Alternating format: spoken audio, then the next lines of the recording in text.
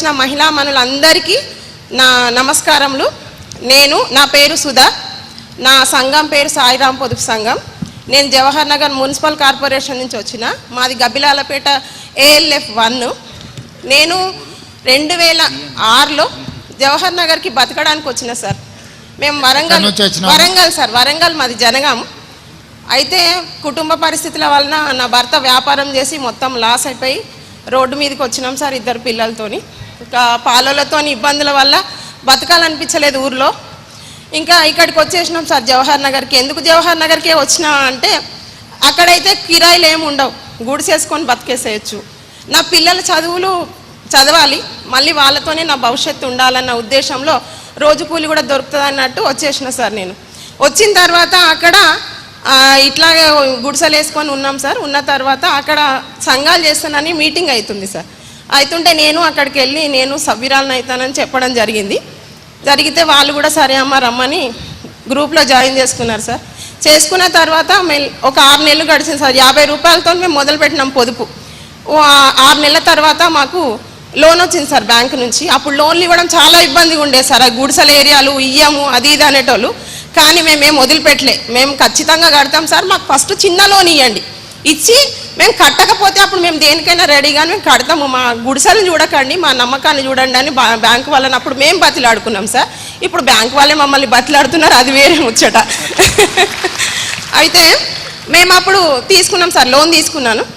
ఆలోచించిన సార్, నేను కొంచెం తెలివిగా ఆలోచించిన, ఏం చేస్తే నాకు తొందరగా రిటర్న్స్ వస్తాయి. రోజు కూలీ వేసుకున్నటోళ్ళం, నేను కూడా అప్పుడు ఒక కూలీదాన్నే కదా. అందుకని నేను ఏం ఆలోచించిన అంటే కిరాణా కొట్టు పెట్టుకుంటా, నా ఇంట్లోకి వెళ్తుంది, అట్లనే నాకు తొందరగా రిటర్న్స్ వస్తాయి అని నేను కిరాణా షాప్ పెట్టుకొని మెల్లమెల్లగా అంచెలంచెలుగా ఎదుగుకుంటూ ఈ కరోనా టైంలో నా భర్తకు బయట ప్రైవేట్ హోటల్లో పనిచేసేసారు ఆయన. అది పోయింది. ఇంకా నాకు ఏడుపు వచ్చింది, ఏం చేయాలి, ఉత్త కిరాణా షాప్తో ఏం నడుస్తుందని అనుకున్నప్పుడు నాకు ఒక ఐడియా వచ్చింది సార్. పాలు పెరుగు నెయ్యి అవన్నీ అమ్ముకుంటాం, అయితే నేనే పనీర్ చేస్తే బాగుంటుంది అనే ఉద్దేశంతో నేను పనీర్ బిజినెస్ మొదలుపెట్టిన సార్. నా భర్త నేను ఇప్పుడు 5,000తో మొదలుపెట్టిన నా వ్యాపారము ఈరోజు నేను సంవత్సరానికి 10 లక్షల టర్నోవర్తో నెలకి 20,000 సంపాదిస్తున్నా సార్. నేను నా పిల్లలు చదువుకుంటున్నారు. పిల్లలు ఏం చదువుతున్నారమ్మా? ఒక బాబేమో ల్యాబ్ టెక్నీషియన్ చేసిండు సార్, ఇంకో బాబేమో బీటెక్ చేసిండు సార్. బీటెక్ చేసిండు. ఇద్దరు కొడుకులే సార్. నాకు కట్నం తీసుకుంటావా పెళ్ళిళ్ళ? తీసుకోండి సార్. తీసుకోవా? తీసుకోండి. మాట ఇస్తున్నావా? మాటే సార్, మీకు ఇచ్చానంటే నా అన్నకి ఇచ్చినట్టే సార్. అదే మళ్ళా జవహర్ నగర్ లో నాకు అందరూ తెలుసు సార్, మేమందరం మీ కాదు సార్, మీరు బాగా తెలుసు. మీరు ఎప్పుడు వచ్చినా జవహర్ నగర్ లో నేను ఉంటాను. మీరు అందరు ఓటేసిండ్రు, కానీ కొడుకు పెళ్ళినప్పుడు తెలుసుకుంటా నువ్వు కట్నం తీసుకున్నావు. ఖచ్చితంగా తెలుసుకోండి సార్. అయితే నాకు సంఘం నుంచి డబ్బు ఒకటే కాదు సార్, మాట్లాడే ధైర్యం అవన్నీ నాకు వచ్చినాయి. సో అందుకని నాకు సంఘంలో చేరడం వల్ల నిజంగా నేను చచ్చిపోదాం వద్దిగా నాకు జీవితం అయిపోయింది అనుకున్నా సార్ నేను. అటువంటిది నాకు మనోధైర్యాన్ని ఇచ్చిండ్రు. కుటుంబం వాళ్ళకంటే ఎక్కువ కూడా సంఘం వాళ్ళే సార్. మాకు ఆపద వచ్చినా సంపద వచ్చినా, ఈరోజు మా సంఘానిది 2.5 లక్షలు ఉంటుంది సార్. మేము ఎవరికన్నా చిన్న పేద అమ్మాయి పెళ్లి చేస్తానన్నా లేకపోతే చదువుకుంటుందన్నో 1 లక్ష రూపాయలు మేము అందరం కలిసి ఇచ్చేస్తాం. బ్యాంక్ వాళ్ళు కూడా మమ్మల్ని బతిలాడి మరీ లోన్స్ ఇస్తున్నారు సార్. మేము అంత మంచిగా రీపేమెంట్ చేసుకుంటున్నాం.